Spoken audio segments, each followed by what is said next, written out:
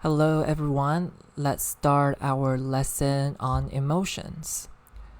I hope you have your textbook Perspective 2 with you. You need this book for all the lessons in the summer vacation. Make sure you have it by your side.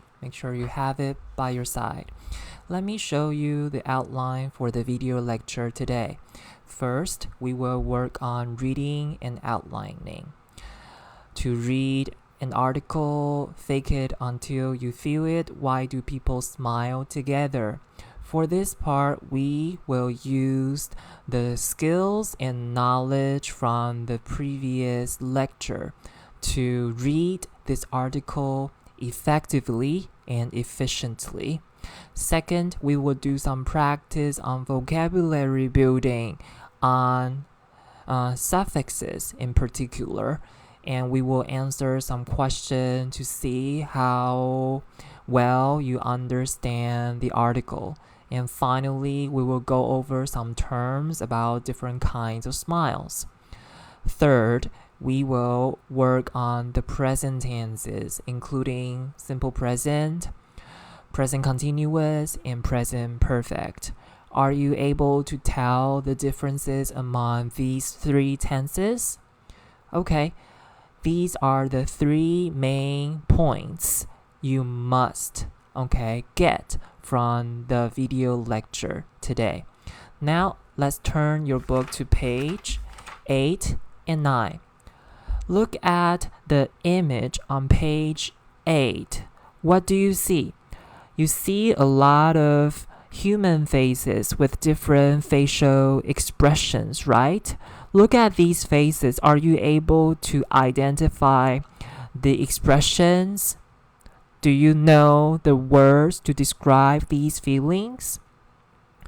If you don't, you can take a look at activity 3 on page 9. So activity 3 shows you 9 sentences, and in each sentence you see a word that is boldface. These are the words you can use to describe the expressions you see in the image on page 8. Okay, so the image on page 8 is actually the floor of the Pantheon in Paris, and the artist JR created this floor. If you are interested in knowing more about the artist, I will give you a link on Tron class to let you learn more about him. Now I would like you to consider these questions. What message do you think the artist is trying to communicate in this project? And imagine walking on a floor like this. How would you feel? How would you feel? Think about these questions to warm you up for our lesson. So please do think about them. To warm you up. So before we read, let me review the basic essay structure again. Now you know a structure is mainly composed of 3 sections: an introduction, and 2 to 3 body paragraphs, and the conclusion. And from the previous lecture, we have already covered the components for each section. And later I will remind you of the components for the introduction and for the body paragraphs again to help you understand the article for today better. For the introduction, remember it is composed of 3 components. The first one is the shared context, which refers to the background of the topic. And then the problem points out the importance or significance of the topic. And the solution is the main argument, or what we call the thesis statement of an article. And that article is going to prove you why this thesis statement is right. Okay, so the thesis statement is the most important statement in an article. Okay, so these are the Chinese for these three components in the introduction for your reference. Paragraphing. I am not going to go through the details again. Now you should know a complete paragraph is composed of a topic sentence, 2 to 3 supporting sentences, and a clincher. Please remember the structure here. Okay, remember the structure here. Okay, and based on the understanding of the essay structure, we can use 3 kinds of reading strategies. First is skimming. We skim when we want to know the overall main idea of the reading. And when we skim, we mainly look at the topic sentences of the body paragraphs. And we scan when we want to look for specific information. So we need to take a look at the supporting sentences in the article. And finally, if you want to have a full understanding of something, you need to do close reading. And in that case, you need to skim and scan so that you have a thorough understanding of an article. Okay, so these are the 3 main reading strategy we have already introduced. And today we are going to practice skimming and scanning. Okay, skimming and scanning together. Okay, so now in the future, if someone asks you these 3 questions, you should know how to use different reading strategies to answer these questions efficiently. Now please turn to page 12 and 13. The article's name is Fake It Until You Feel It, Why Do People Smile? So essentially this is an article about smiling, right? So look at the first question, what is the main idea? So based on what we just worked on together, when you want to know the main idea, you should practice skimming. And then for the second one, what can smiling do? You can know this question wants you to give examples, right? So when you want to know what examples are used in an article, you need to do scanning.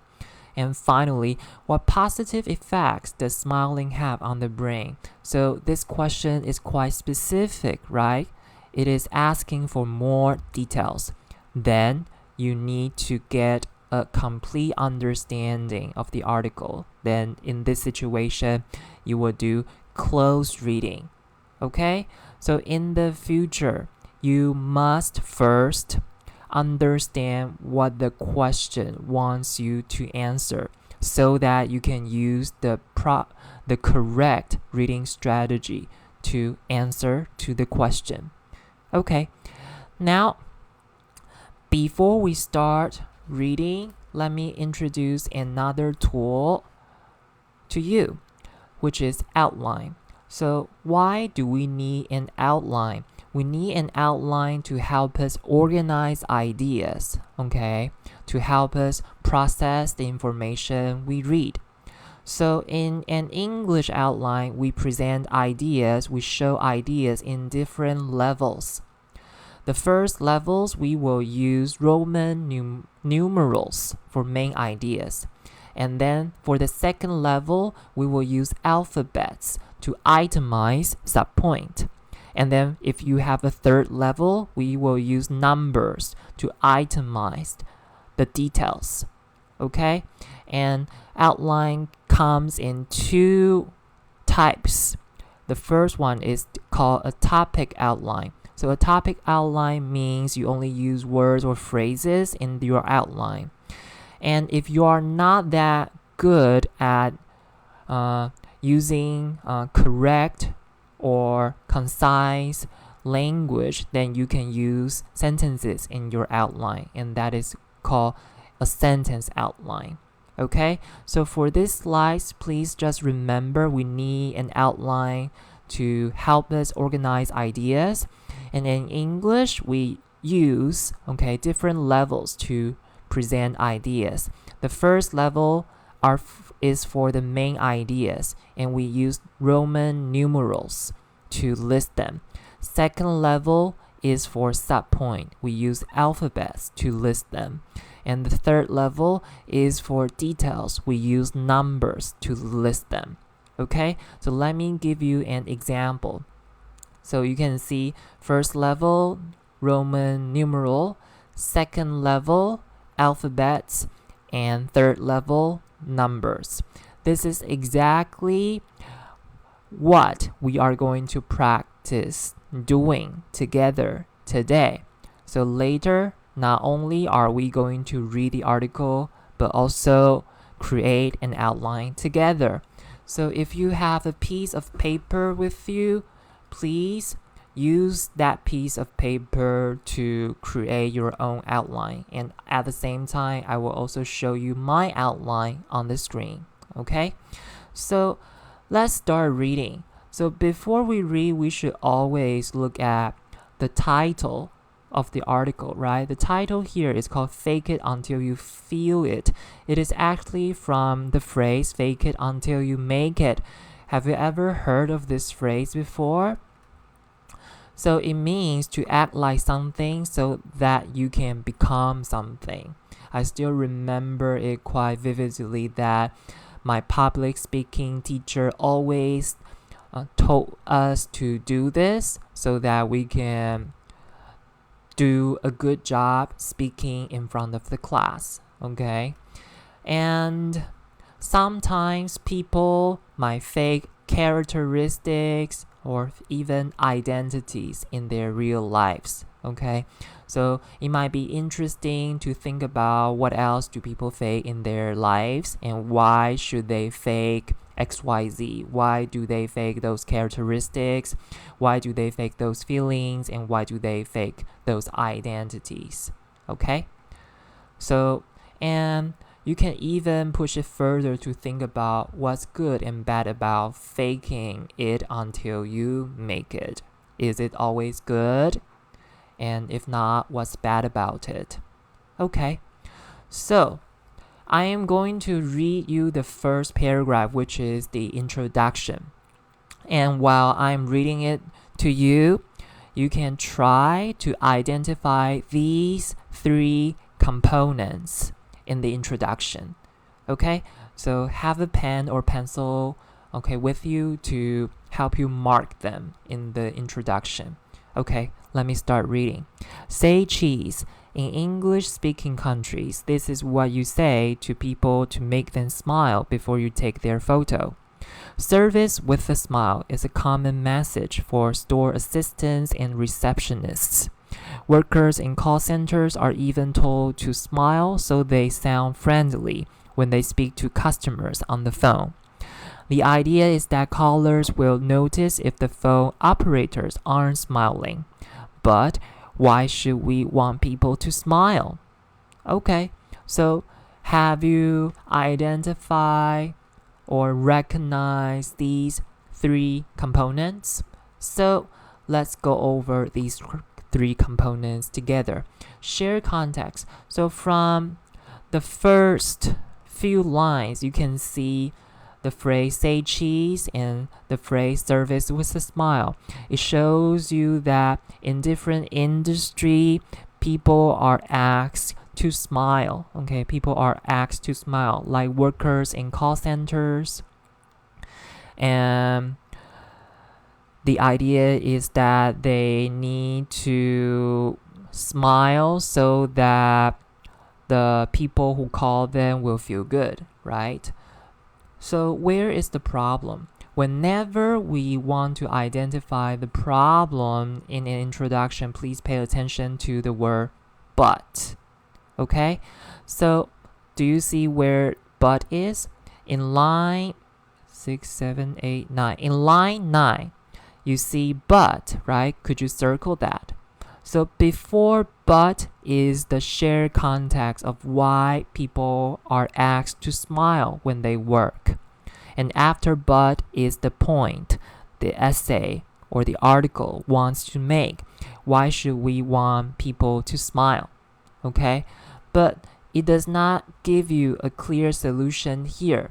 And please do remember that technically the argument should be presented at the end, but it depends on the type of essay and the target audience. For this essay, it might be not so formal, so it does not really give you a thesis statement or an argument, but we know what the point is. It wants to tell us why we should want people to smile. Okay, why we should want people to smile.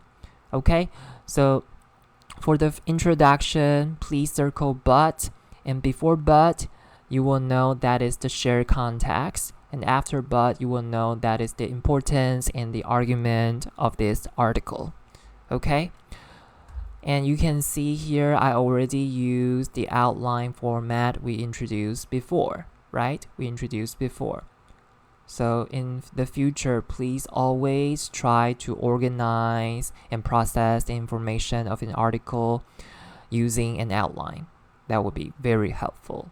Okay, now I'm going to read the second paragraph to you. And while I'm reading, I would like you to identify the topic sentence, number the supporting sentences, and also identify where the clincher is, the concluding statement is.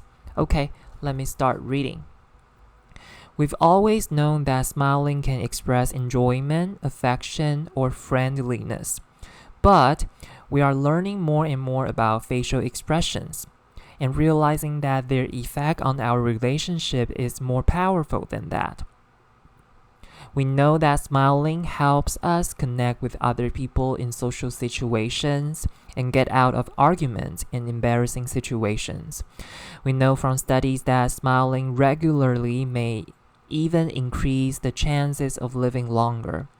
In fact, it's such an important part of being human that we started very young.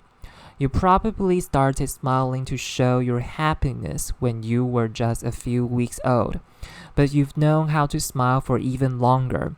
Unborn babies get used to moving their facial muscles by smiling. In the same way, they practice kicking using their leg muscles, and we aren't the only animals that smile to communicate happiness. Chimpanzees do it too, suggesting that smiling existed before we did.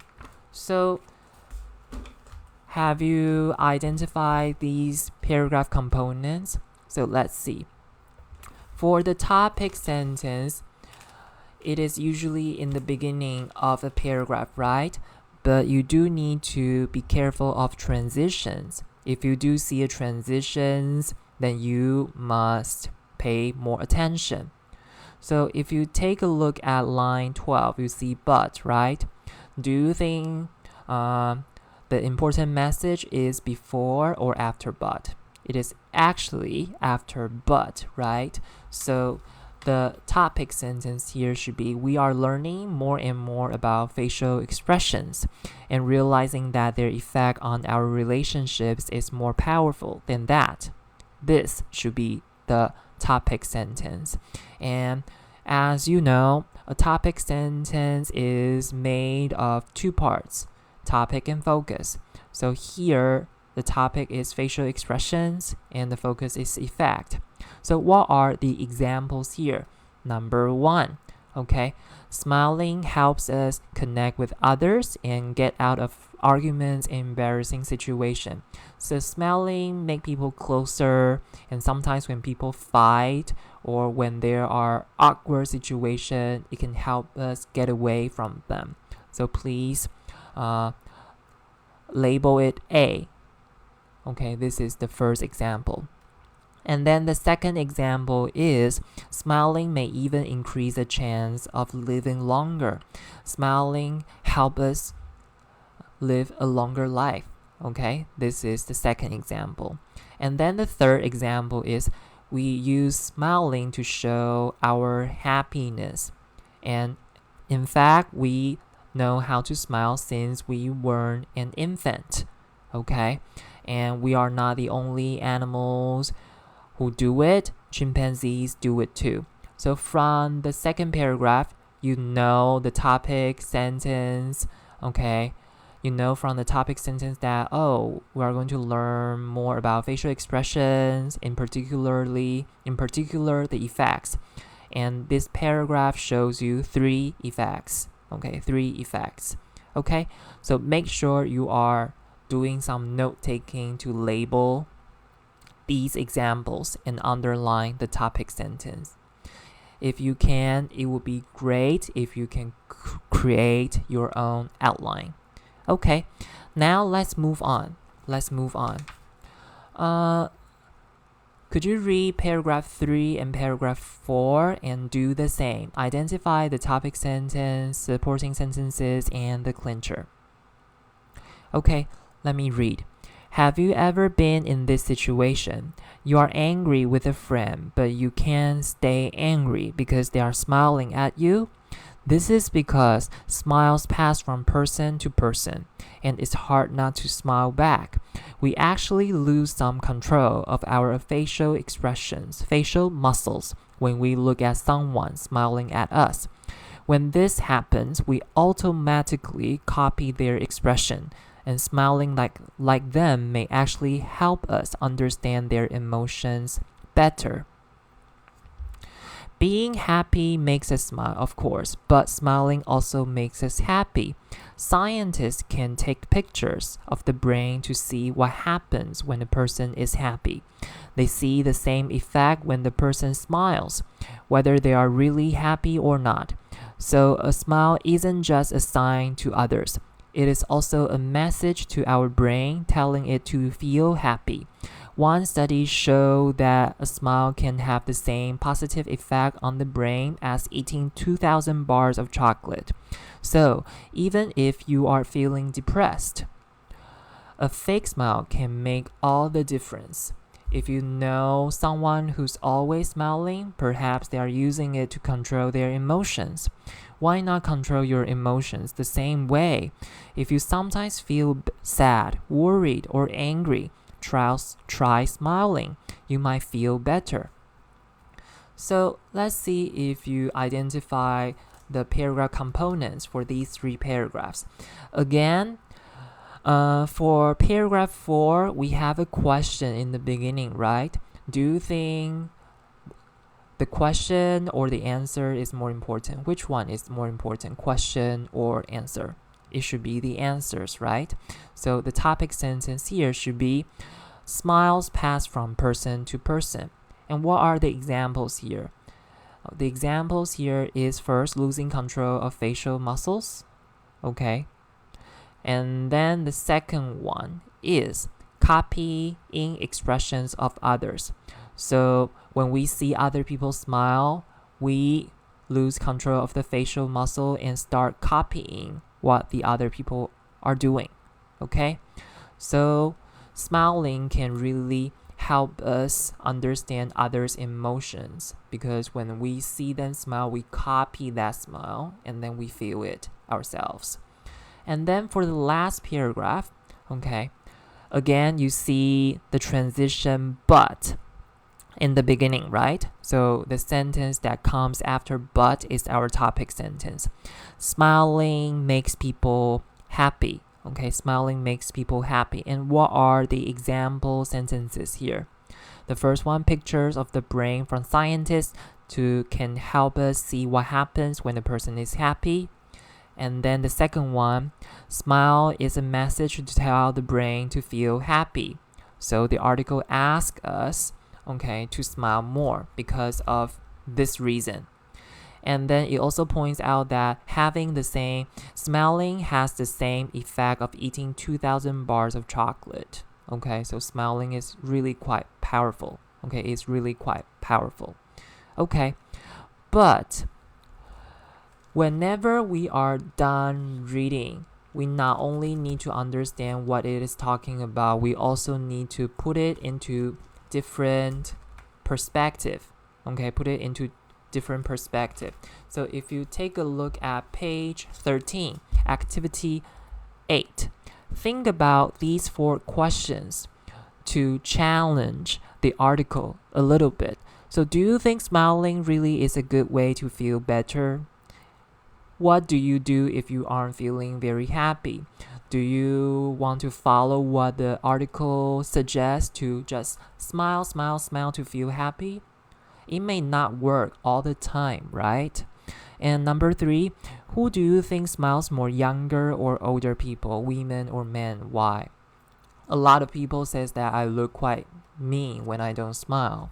Okay, so I'm always told to smile a bit more. Number 4, do you know anyone who smiles too much or doesn't smile enough? Okay, so think about these 4 questions to challenge what you just read. Okay, remember our textbooks is called perspectives. So you do need to practice how to put something or a piece of information you just learned into different angles. Okay, into different angles. Okay, so now we are done reading the article. Let's see how much you understand. So from reading this article, you should be able to answer these questions. What can smiles do? Okay, what can smiles do?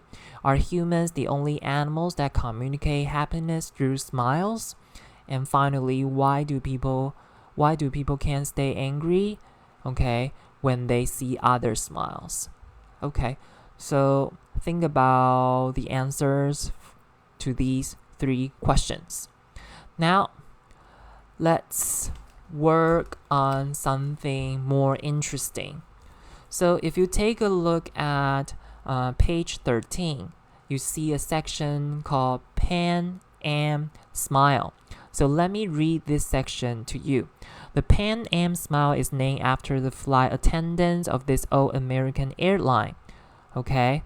They were famous for their friendly customer service and for always smiling at the passengers. Everyone knew that these smiles weren't genuine, but they were an expression of friendliness and had a positive effect on the passengers.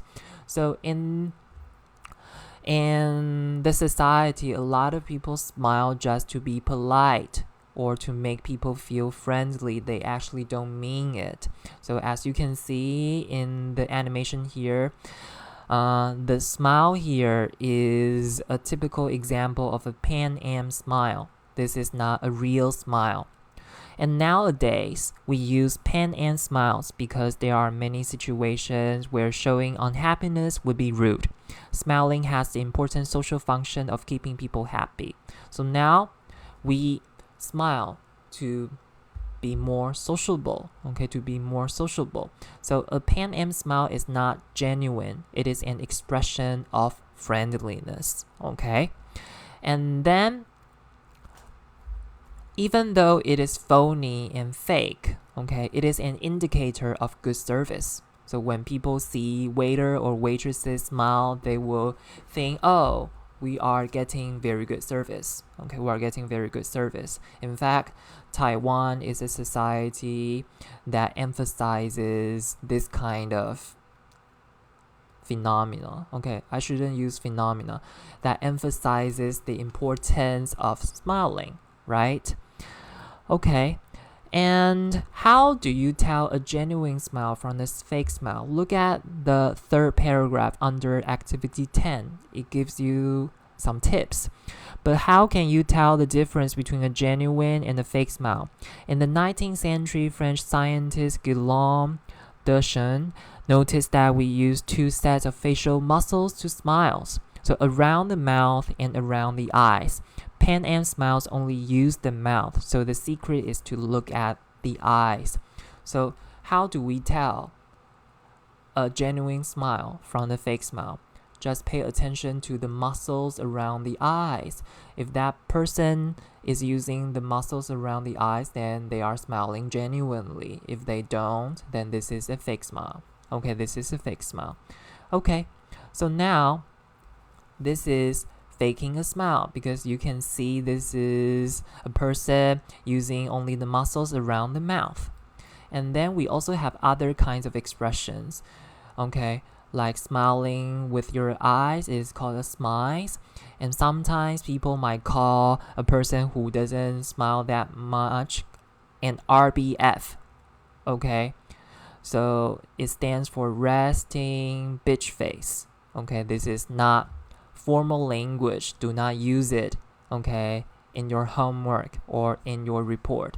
You can use it when you talk to your friends. Okay, when you talk to your friends. Okay, now let's take a look at this video. I want you to apply the tips you learn, okay, from activity 10 to see if you can spot a fake smile in this video. So it should be fun. Let's get started.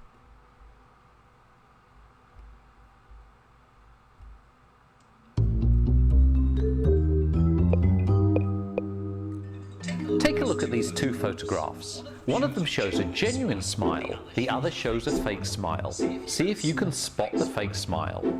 Give yourself 1 point if you chose this photograph. Did you get it right? Now try again with these photographs. Here's the correct answer. And finally, try to spot the fake smile here. If you scored 3 out of 3, then you're good at reading other people's expressions. 2 out of 3, and you're okay. And if you scored 1 or 0, then you might want to know the secret to spotting a fake smile. During a genuine smile, tiny crinkles appear around the sides of the eyes. During a fake smile, these crinkles are missing. So next time you want to know... So this is exactly in line with what our textbook taught us, right? A genuine smile is using muscles around the eyes, and the fake smile does not use muscle around the eyes. Okay, if you want to practice a bit more, you do see 3 pairs of pictures, right? So try to use these 3 pairs for more practice. So this is a fun video to see how good you are at spotting a fake smile. And then the next one is called SMIZE, okay? Smiling with your eyes. So if you are interested, we can have a look now.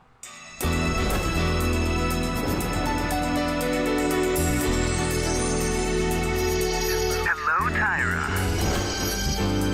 A SMIZE, a fierce, intense eye expression. Typically done with the eyes squinting, with maximum focus and intensity. Otherwise known as smiling with the eyes.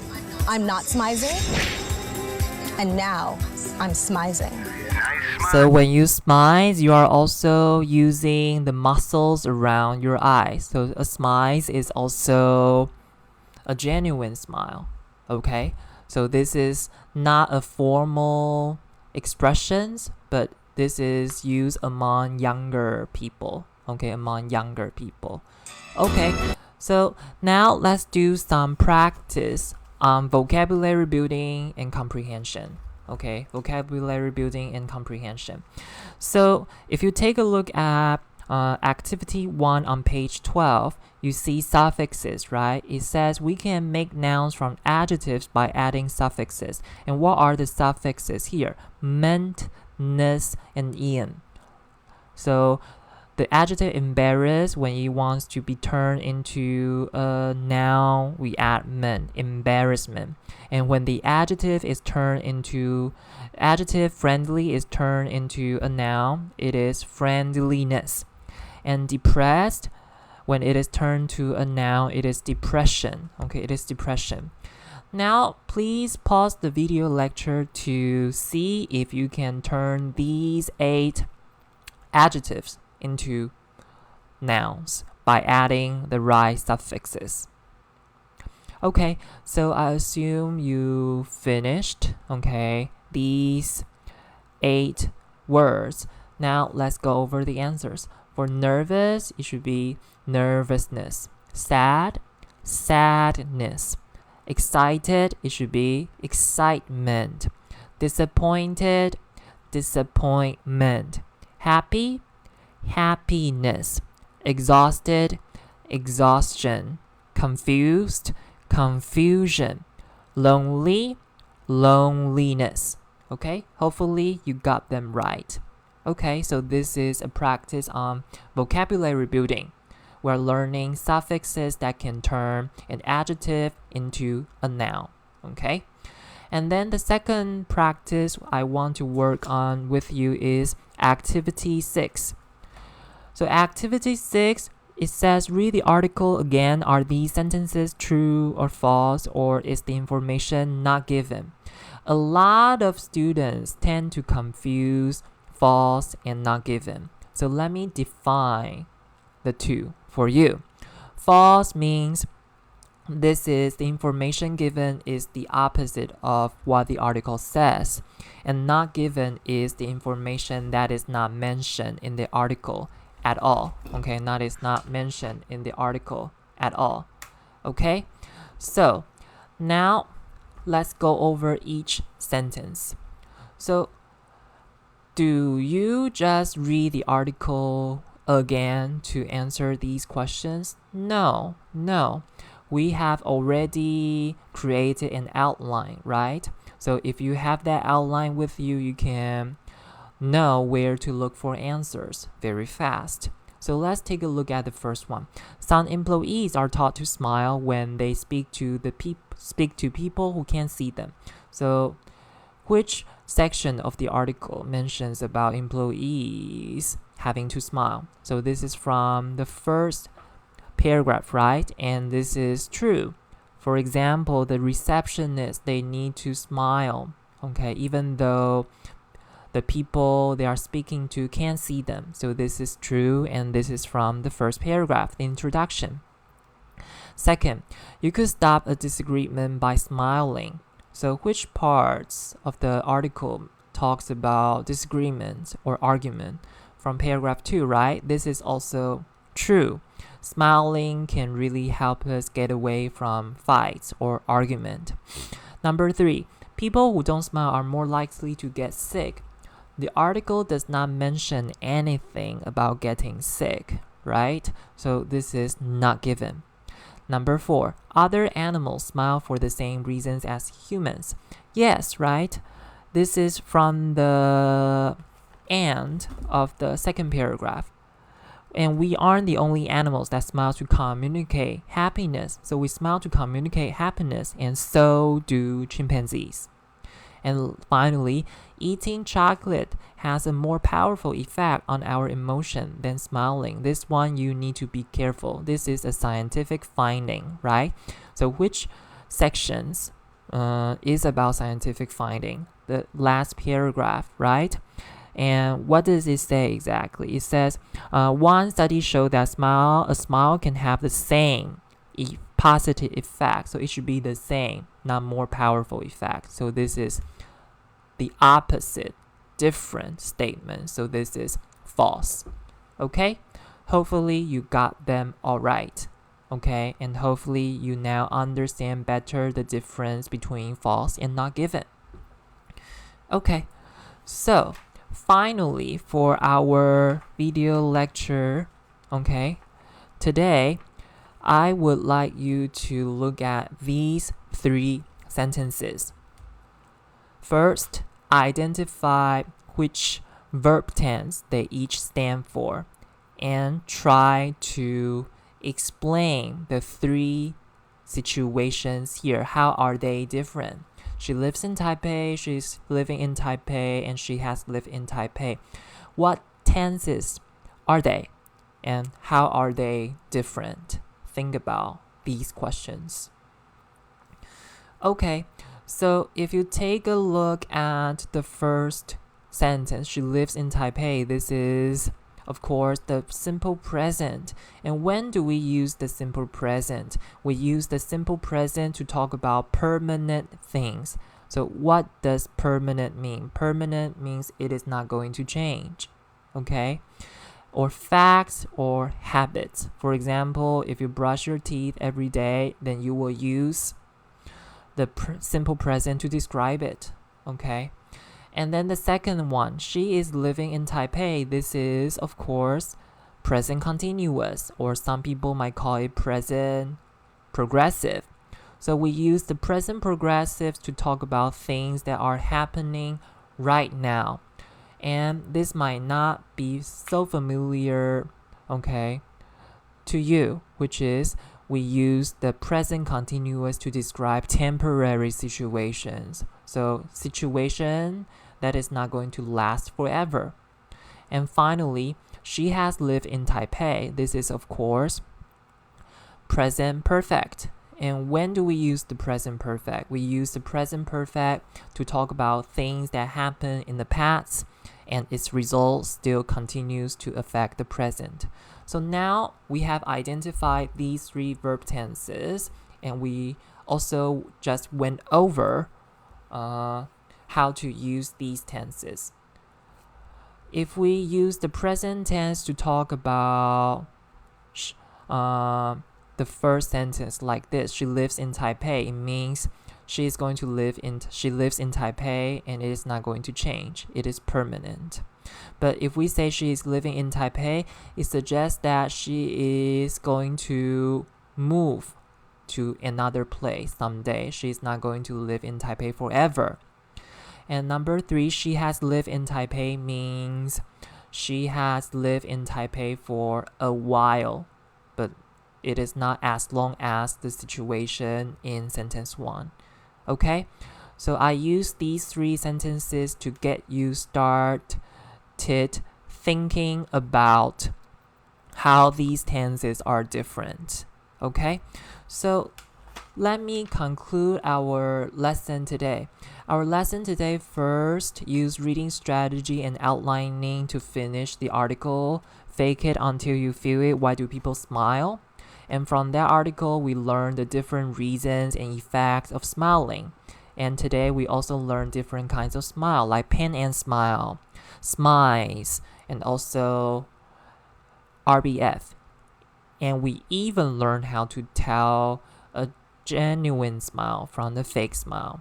And finally, I used 3 example sentences to show you the differences of present tense, present continuous, and the present perfect. These are the things I would like you to do after our lesson today. Download and review the slides, okay? And I will be giving you the audio file for the reading. Listen to it, okay? And try to go over the points I made in the article. If you can, it would be even better if you can create your own outline. And finally, please go to page 14 and 15 of your textbook. Work on activity 3, 4, and 5 to see if you know how to use the 3 present tenses properly. And in the next video lecture, I will go over the answers. Okay? So everyone, I hope this video lecture is clear, and I do also hope that you have improved from this video lecture. Thank you for your time. I'll see you soon.